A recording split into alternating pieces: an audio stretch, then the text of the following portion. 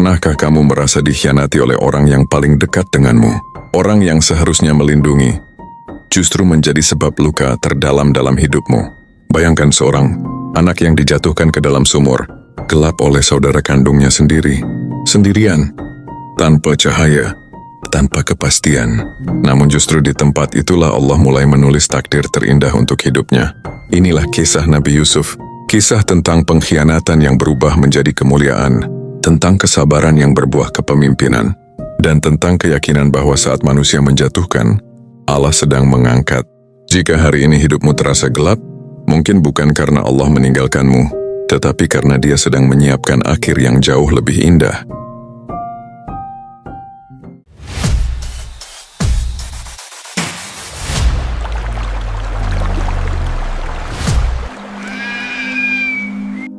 Nabi Yusuf tumbuh di dalam rumah yang dipenuhi iman dan doa. Ia adalah putra Nabi Yakub, seorang nabi yang lembut hatinya dan dalam cintanya kepada Allah. Sejak kecil, Nabi Yusuf dikenal sebagai anak yang tenang, sopan dan memiliki wajah yang bercahaya. Setiap tutur katanya halus, setiap tindakannya penuh adab. Tidak heran jika Nabi Yakub menaruh kasih sayang yang begitu besar kepadanya, bukan karena Yusuf adalah anak kesayangan semata, tetapi karena ia melihat tanda-tanda kebaikan dan masa depan yang Allah siapkan padanya. Namun, kasih sayang yang berlebihan seringkali tidak dipahami dengan benar oleh manusia. Saudara-saudara Nabi Yusuf melihat cinta itu bukan sebagai nikmat, tetapi sebagai ancaman. Di dalam hati mereka tumbuh rasa iri yang perlahan berubah menjadi dengki. Mereka merasa diabaikan, merasa tidak dihargai, dan merasa Yusuf telah merebut perhatian ayah mereka. Setiap kali Nabi Yakub memandang Yusuf dengan senyum hangat, hati mereka semakin gelap oleh prasangka. Rasa iri itu tidak langsung menjadi kejahatan, tetapi ia tumbuh pelan-pelan seperti api kecil yang dibiarkan menyala. Mereka mulai membicarakan Yusuf di belakang, mempertanyakan mengapa ayah mereka begitu mencintainya. Setiap kelebihan Yusuf menjadi alasan untuk membenarkan kebencian mereka. Hingga suatu hari kecemburuan itu tidak lagi bisa dibendung. Mereka berkumpul dan merencanakan sesuatu yang kelam, sesuatu yang tidak pernah dibayangkan akan dilakukan oleh saudara terhadap saudaranya sendiri. Mereka sepakat untuk menyingkirkan Yusuf dari kehidupan ayah mereka. Dengan wajah penuh kepura-puraan, mereka datang kepada Nabi Yakub dan meminta izin untuk mengajak Yusuf bermain. Hati Nabi Yakub sebenarnya diliputi kekhawatiran, namun ia tidak ingin prasangka buruk menguasai dirinya. Dengan berat hati, ia pun mengizinkan, sambil menitipkan Yusuf dalam doa dan perlindungan Allah. Nabi Yusuf pergi bersama saudara-saudaranya dengan hati yang polos. Ia tidak menyangka bahwa senyum yang menyambutnya bukanlah senyum kasih, melainkan topeng dari niat jahat. Perjalanan yang awalnya terasa biasa berubah menjadi sunyi dan menegangkan. Saat mereka tiba di tempat yang jauh dari pemukiman, suasana berubah drastis. Tatapan yang dulu akrab kini terasa dingin. Kata-kata lembut berganti dengan sikap kasar. Tanpa perlawanan berarti, Nabi Yusuf didorong menuju sebuah sumur tua yang gelap dan dalam. Tubuh kecilnya jatuh ke dalam kegelapan, terhantam dinding sumur, lalu terdiam di dasar yang dingin. Di atas, saudara-saudaranya saling memandang, lalu pergi meninggalkannya tanpa rasa penyesalan. Mereka merasa telah menyelesaikan masalah, tanpa menyadari bahwa mereka baru saja membuka pintu takdir Allah yang jauh lebih besar. Di dalam sumur itu Nabi Yusuf sendirian. Tidak ada cahaya, tidak ada suara, tidak ada pelukan ayah yang biasa menguatkannya. Yang ada hanyalah dingin, sunyi, dan rasa perih di tubuhnya. Namun di tengah kegelapan itu, hatinya justru terang oleh iman. Ia menangis tetapi bukan karena putus asa. Ia menangis karena berserah. Ia mengadu bukan kepada manusia, melainkan kepada Allah yang Maha Mendengar. Nabi Yusuf sadar, manusia bisa mengkhianati tetapi Allah tidak pernah. Dalam kesendirian itu, Allah menenangkan hatinya dan menanamkan keyakinan bahwa apa yang sedang ia alami bukanlah akhir dari hidupnya.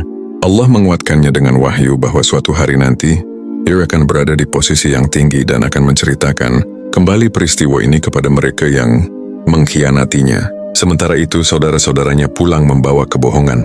Mereka menangis palsu di hadapan Nabi Yakub, membawa baju Yusuf yang dilumuri darah palsu. Dengan suara bergetar yang dibuat-buat, mereka mengatakan bahwa Yusuf telah dimakan serigala. Namun Nabi Yakub merasakan ada sesuatu yang tidak benar. Hatinya sebagai seorang nabi merasakan luka yang lebih dalam daripada sekadar kehilangan. Nabi Yakub tidak berteriak, tidak memaki, dan tidak melampiaskan amarah. Ia memilih bersabar dengan kesabaran yang indah. Air matanya jatuh, tetapi lisannya tetap memuji Allah. Ia menyerahkan semuanya kepada Tuhan yang Maha Mengetahui. Dalam doanya, ia yakin bahwa Allah tidak akan menyia-nyiakan anak yang saleh dan berhati bersih. Kembali ke dalam sumur, waktu terasa berjalan lambat bagi Nabi Yusuf, namun Allah tidak pernah meninggalkannya. Tak lama kemudian, sekelompok musafir datang untuk mengambil air. Ketika timba mereka diturunkan, Allah menggerakkan takdirnya. Nabi Yusuf pun terangkat dari sumur itu. Mereka terkejut melihat seorang anak yang tampan dan bercahaya. Tanpa menyadari siapa Yusuf sebenarnya, mereka melihatnya sebagai barang dagangan yang berharga. Nabi Yusuf kembali diuji. Dari anak yang dicintai ayahnya, kini ia menjadi seorang budak yang akan dijual. Namun tidak ada kebencian di hatinya, tidak ada dendam yang ia simpan. Hatinya tetap bersih karena ia percaya bahwa Allah sedang menuntunnya, meski jalannya terasa menyakitkan.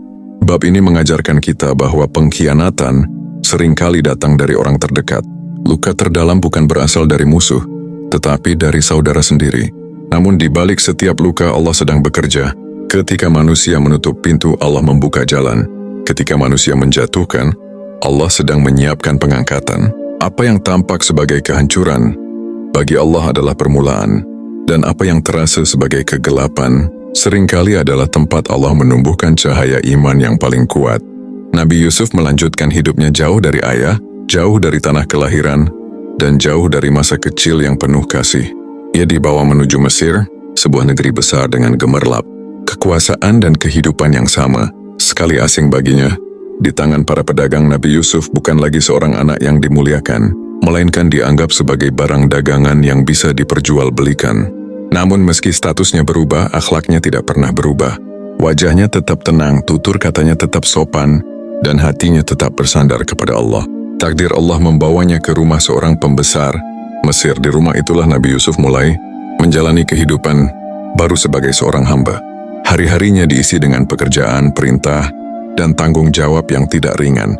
Namun Nabi Yusuf tidak pernah bermalas-malasan, tidak pernah mengeluh, dan tidak pernah membenci keadaannya. Ia bekerja dengan sungguh-sungguh menjaga amanah dan selalu berusaha melakukan yang terbaik, seakan ia tahu bahwa Allah melihat setiap langkah kecil yang ia lakukan. Kejujuran dan kesantunan Nabi Yusuf perlahan menarik perhatian tuannya. Ia dikenal sebagai hamba yang dapat dipercaya, tidak pernah berkhianat, dan tidak pernah menipu. Allah menurunkan keberkahan di setiap tempat yang disentuh oleh Nabi Yusuf. Rumah itu menjadi lebih tertata, urusan-urusan menjadi lebih mudah, dan keberkahan terasa nyata tanpa disadari. Allah sedang meninggikan derajat Nabi Yusuf sedikit demi sedikit, meski dari luar ia masih terlihat sebagai seorang budak. Namun ujian iman tidak berhenti pada kesempitan hidup. Ujian terbesar justru datang saat kenikmatan mulai mendekat. Nabi Yusuf tumbuh menjadi pemuda yang sangat tampan, berakhlak luhur, dan memiliki kepribadian yang menenangkan. Ketampanan dan kebaikannya menjadi fitnah besar ketika istri tuannya mulai memendam keinginan yang haram. Dengan bujuk rayu, dengan pintu yang terkunci, dan dengan kesempatan yang seolah tidak terlihat oleh siapapun, godaan itu datang begitu dekat. Pada saat itu Nabi Yusuf dihadapkan pada pilihan yang sangat berat. Ia bisa saja menuruti hawa nafsu dan menyelamatkan dirinya dari kesulitan, namun imannya lebih besar daripada keinginannya. Ia lebih takut kepada Allah daripada takut kehilangan kenyamanan hidup. Dengan tegas Nabi Yusuf menolak dan memilih berlari menjauh, meski ia tahu penolakan itu akan membawa konsekuensi yang menyakitkan. Fitnah pun terjadi, kebenaran dikalahkan oleh kekuasaan. Nabi Yusuf yang tidak bersalah justru dituduh dan dijebloskan ke dalam penjara. Dari rumah yang nyaman, kini ia berpindah ke ruang sempit yang gelap dan penuh penderitaan. Dari seorang hamba yang dipercaya, kini ia menjadi tahanan tanpa kesalahan. Namun sekali lagi Nabi Yusuf tidak menyalahkan takdir. Ia tidak berkata, "Mengapa aku?" Ia justru semakin mendekat kepada Allah. Di dalam penjara, Nabi Yusuf tidak membiarkan hatinya dipenuhi kegelapan seperti dinding-dinding yang mengurungnya. Ia tetap menjadi cahaya bagi orang-orang di sekitarnya. Ia menolong sesama tahanan, mendengarkan keluh kesah mereka, dan mengingatkan mereka kepada Allah. Penjara tidak mengurung imannya, justru di sanalah imannya semakin kuat. Hari-hari di penjara berjalan panjang dan melelahkan. Tidak ada kepastian kapan ia akan bebas. Tidak ada keluarga yang menunggu di depan pintu. Namun Nabi Yusuf tetap bersabar dengan kesabaran yang luar biasa. Ia percaya bahwa Allah tidak mungkin menyia-nyiakan hamba yang menjaga diri dari dosa deminya. Ia yakin bahwa keadilan Allah pasti datang, meski waktunya tidak bisa ia tebak. Suatu hari 2 orang tahanan datang kepadanya dengan mimpi yang membingungkan. Dengan ketenangan dan kebijaksanaan yang Allah berikan, Nabi Yusuf menafsirkan mimpi mereka dengan jujur dan benar. Ia tidak memanfaatkan kesempatan itu untuk kepentingan diri sendiri, melainkan menjadikannya sebagai sarana dakwah, mengingatkan mereka tentang keesaan Allah dan pentingnya iman. Waktu terus berjalan, salah satu dari mereka akhirnya bebas, namun Nabi Yusuf kembali dilupakan. Harapan yang sempat muncul kembali tertunda, namun Nabi Yusuf tidak kecewa kepada manusia. Ia tahu bahwa pertolongan sejati hanya datang dari Allah. Ia memilih menunggu dengan hati yang lapang, bukan dengan keluh kesah.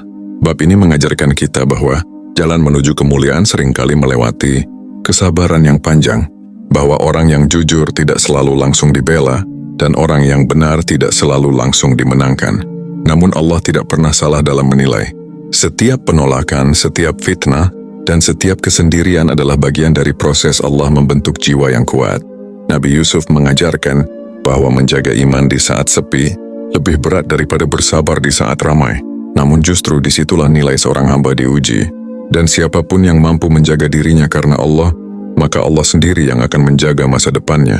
Waktu terus berjalan di dalam penjara, dan Nabi Yusuf tetap menjalani hari-harinya dengan kesabaran yang tidak pernah pudar. Tidak ada keluhan yang keluar dari lisannya, tidak ada kebencian yang tumbuh di hatinya. Ia menjalani setiap hari dengan doa, zikir, dan keyakinan penuh bahwa Allah tidak pernah meninggalkan hambanya. Meski manusia melupakannya, Allah tidak pernah sekalipun berpaling darinya. Hingga suatu malam Raja Mesir mengalami mimpi yang sangat mengganggunya. Dalam mimpinya ia melihat 7 sapi gemuk dimakan oleh 7 sapi kurus, serta 7 tangkai gandum hijau dan 7 tangkai gandum kering. Mimpi itu membuatnya gelisah, karena tidak seorang pun di istana mampu menafsirkannya dengan benar. Para ahli dan penasihat kerajaan hanya memberikan jawaban yang samar dan tidak menenangkan hati raja. Di saat kebingungan itu, seseorang teringat kepada Nabi Yusuf, seorang tahanan yang dahulu mampu menafsirkan mimpi dengan tepat. Raja pun memerintahkan agar Nabi Yusuf dipanggil.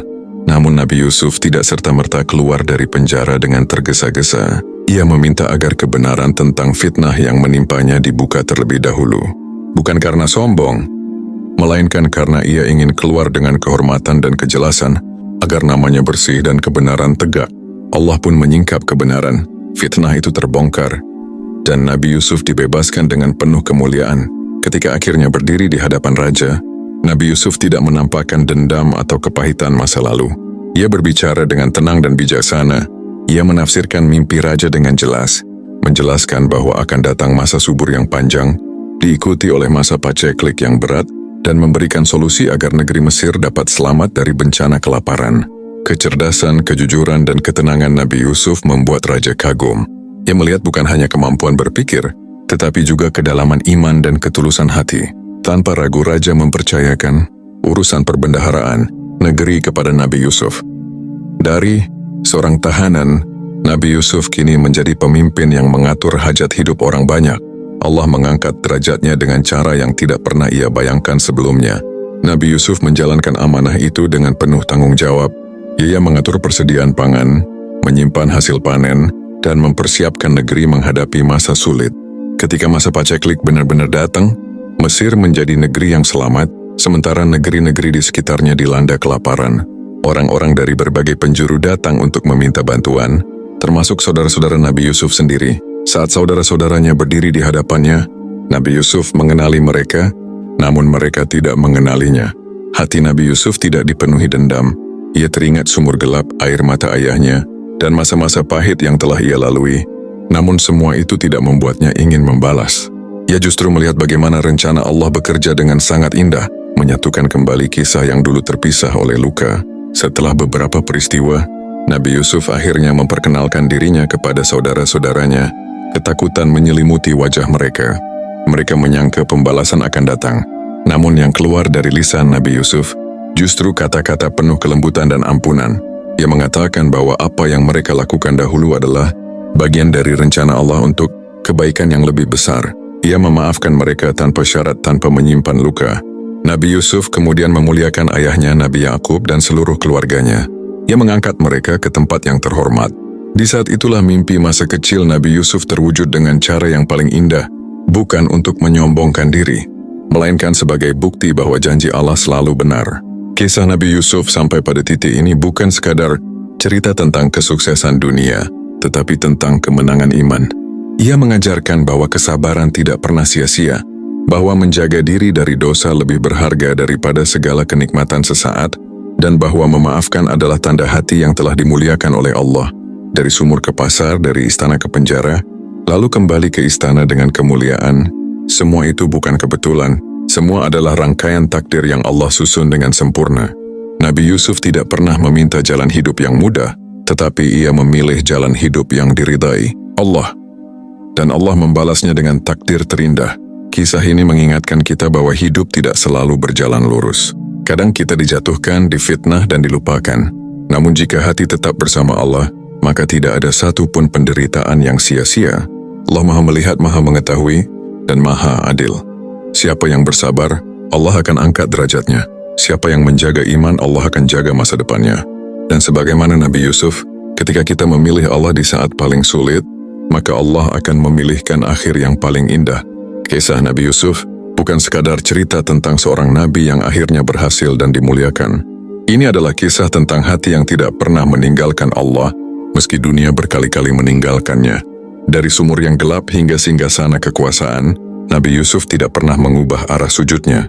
Ia tidak menyalahkan takdir, tidak membenci masa lalu, dan tidak menuntut balasan atas luka yang pernah ia terima. Semua kepedihan yang ia lalui ternyata bukan untuk menjatuhkannya, melainkan untuk membentuknya. Sumur mengajarkannya berserah, perbudakan mengajarkannya rendah hati, godaan mengajarkannya menjaga iman, penjara mengajarkannya kesabaran, dan kekuasaan mengajarkannya keadilan. Setiap fase adalah pelajaran, dan setiap luka adalah tangga menuju kedewasaan jiwa. Ketika Nabi Yusuf akhirnya berdiri di puncak kemuliaan, ia tidak membalas dengan kesombongan, tetapi dengan rasa syukur. Ia tidak menggunakan kekuasaan untuk melukai, melainkan untuk melindungi. Ia tidak mengungkit masa lalu tetapi menutupnya dengan maaf. Karena hati yang telah dekat dengan Allah tidak lagi haus pembalasan, melainkan dipenuhi ketenangan. Allah ingin mengajarkan kepada kita bahwa jalan hidup tidak pernah salah arah. Yang tampak sebagai kegagalan seringkali adalah persiapan. Yang terasa sebagai penolakan seringkali adalah perlindungan. Dan yang terlihat sebagai keterlambatan seringkali adalah ketepatan yang paling indah. Allah tidak pernah terlambat, Dia hanya menunggu kita siap. Jika hari ini hidup terasa sempit, jika doa terasa lama dijawab, dan jika air mata terasa tak terlihat oleh siapapun, ingatlah Nabi Yusuf. Ia pernah sendirian di dasar sumur namun Allah melihatnya. Ia pernah dilupakan di balik jeruji namun Allah mengingatnya. Dan ketika waktunya tiba, Allah mengangkatnya dengan cara yang tidak pernah ia minta, tetapi sangat ia butuhkan. Maka jangan lelah untuk bersabar, jangan berhenti untuk berbuat baik, dan jangan menyerah untuk tetap jujur. Sebab Allah tidak menilai seberapa cepat kita sampai, tetapi seberapa kuat kita bertahan dalam iman. Takdir terindah tidak selalu datang cepat, tetapi selalu datang tepat. Dan sebagaimana Nabi Yusuf, ketika kita memilih Allah di saat paling gelap, Allah akan menghadirkan cahaya di saat yang paling kita perlukan. Karena bagi Allah, tidak ada luka yang sia-sia, dan tidak ada kesabaran yang tidak berbuah. Terima kasih telah menyimak kisah ini bersama Langkah Cahaya. Semoga setiap cerita membawa ketenangan, menambah iman, dan menjadi langkah kecil menuju cahaya Allah yang lebih luas. Jangan lupa like, share, dan subscribe agar kita terus berjalan bersama, mencari hikmah dalam setiap kisah. Wassalamualaikum warahmatullahi wabarakatuh.